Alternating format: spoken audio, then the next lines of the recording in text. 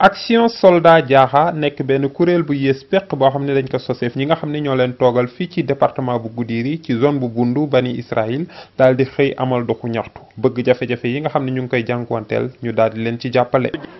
Bundu ñëpp a sonn yooni amul dispensaire bu doy amul surtout ñun yi nga xamante ne janna diggante janna ak i guddeen seen yooni amul dispensaire baa nga fo néeg bu ndaw la ñu fo tabaxa bu malaat yi ñëwee duñu ko mën a préfiché soxla nañu commerce benn yoon amul ñun loolu moo ñu tere nelaw. C'est pas à Bani ni à Goumbel ni à Kotiari surtout Bundu gars yi fii ay dëkk ñu ngi fii seen ampoule ñu ngi fa depuis 2001 ba léegi takkugul Inalay Tabanding ak yeneen dëkk yu ma xam ne jàppuma seen tour. Donc nous